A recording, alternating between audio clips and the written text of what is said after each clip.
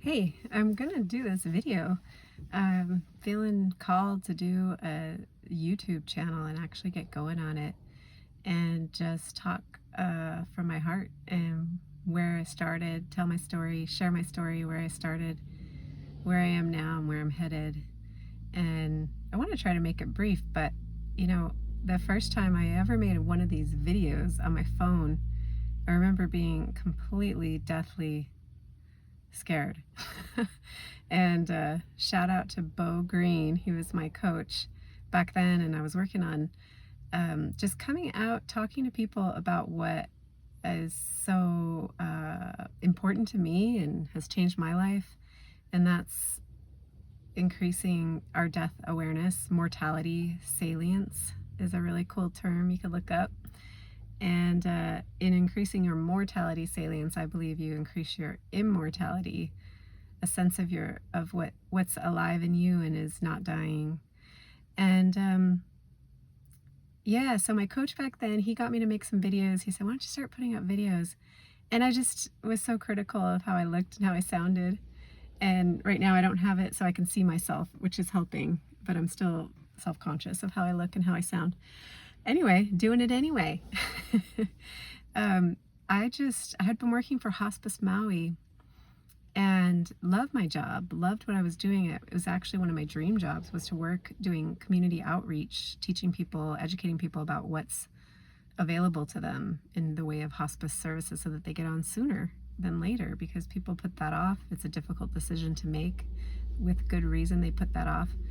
But I really didn't feel like I was getting satisfaction from my job. I reached a point where I wasn't satisfied, and I wasn't being challenged, and I wasn't coming from a true place anymore. It was kind of just going through the motions. And actually, after that, I had a job in Honolulu, a salary job with another hospice. So that came after Hospice Maui. And that's actually when I decided, you know what, I'm going to start off on my own so that I can actually educate about this stuff in the way that I have found effective to educate on death, dying, and grief. So study of death, dying, and grief, or bereavement, is thanatology. I'm certified in thanatology. And I just met the coolest guy in the cafe. Actually, I've known him before. That's not true. I know him.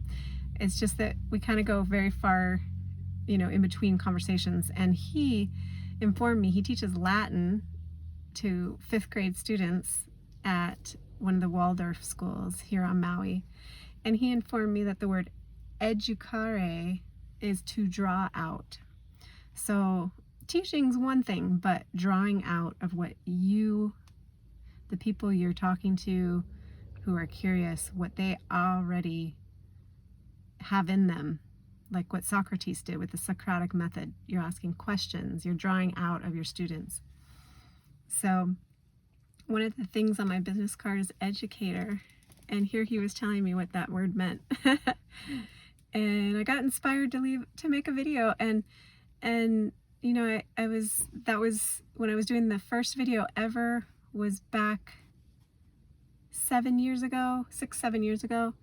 And then I actually didn't share anything until I finally did.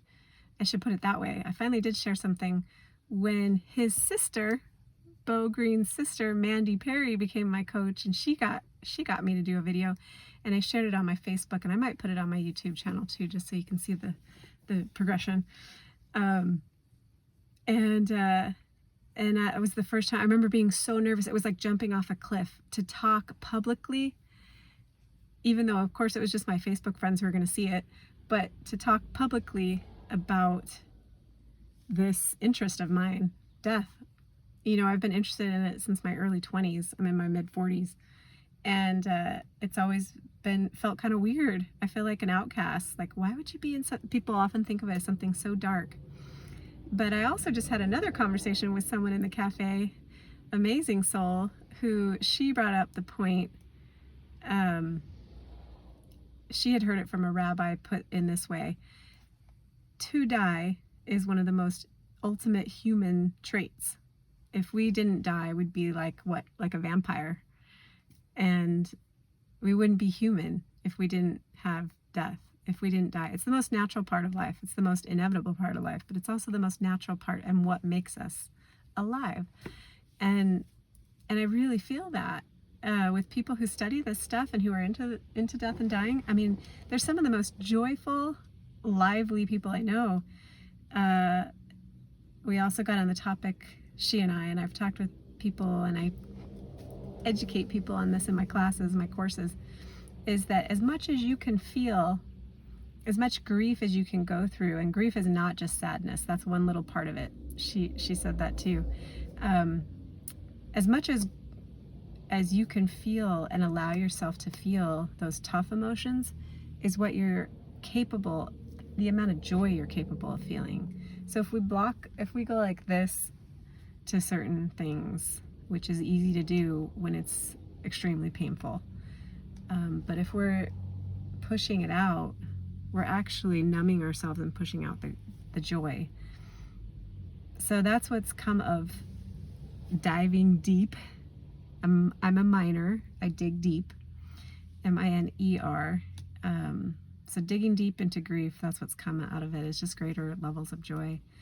And so that's where I'm at now. And now I'm wanting to start doing some more videos and just kind of, hey, this is my life right now, and this is what I learned.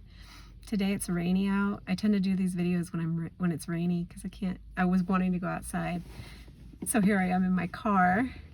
But just having been in a lovely little cafe in upcountry Maui, and ran into a man who's extremely wise and happened to be gathered.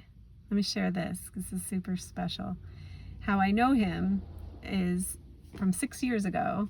He happened to be a dear friend that he knew through his Bible study. He was leading the Bible study group at a church here on Maui, upcountry, called St. John's.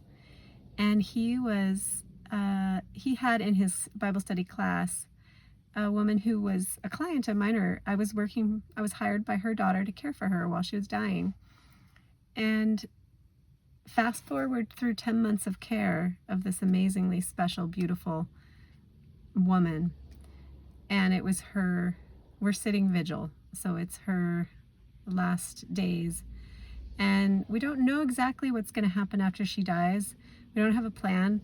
But her daughter, her incredible daughter, who's now still a close friend, was spontaneous after she died. And rather than quick, hurry, get the body out, call this and call this, and get the funeral home here to zip away this body that I have spent my entire life with, she took her time in a beautiful, miraculously calm, relaxed manner. She also had help from me, and she asked me to call people that cared for her mother and that loved her mother, friends of hers, see if they wanted to gather around her and be with her before her body was whisked away. And so 12 of us showed up, circled around her body, and it was an incredible experience. And I've been present at other deaths, and this one is a tip-top memory for me. It was very special. Everybody went around and said something and just spoke. Nobody knew that was what they were going to be doing that evening. Just spoke off the top of their hearts. And this man was there, and he and his wife attended that lovely vigil memorial for Betty Ann Sutcliffe. And so it was really great. This is the second time I've run into him since then. It was really great to see him. And the first time I ran into him was years ago. So we just had a great conversation. We have a lot of common places. He went to UT Austin just like me. He also grew up for a portion of his life in Santa Fe just like me. And just a very incredibly vibrant soul. Blue eyes, lovely. And yeah, I really appreciated also what the woman I was speaking with before him had to say, who is becoming a friend. I'm just getting to know her, and she had a lot to say about grief. When people find out that that's what I work with, and they've worked with their own, and they've really dove into it and helped themselves in that way. They want to talk about it, and she really had some beautiful wisdoms to talk about. So I just had a pretty wild time at the cafe here on a rainy day. I'm actually wearing a sweater here in Hawaii. Pulled out my jeans, and I've got shoes rather than sandals, slippas. I've got my shoes, closed-toed shoes. They're my Vans, and that's just so fun sometimes. And where am I headed in life, and with this mortality salience, as well as my knowledge of my immortality, I think a goal of mine is to just open up a little bit more. I wonder if people find this as interesting as me. I bet you there's somebody who finds this topic and learning more and just being more aware, because we can go on about our day like we're going to live forever. We can go on about our day that nothing we're doing has any kind of effect, and really we have such a ripple effect. Our thoughts have such effects on ourselves, our bodies, the trajectory and evolution of our souls, as well as others in our presence and around us in our community. And yeah, so I think I just want to share more my day-to-day, what I'm doing. Maybe somebody out there will find it interesting. The day in the life of a thanatologist. Here we go. That's all for now. And yeah, wishing you a wonderful day and being alive for now.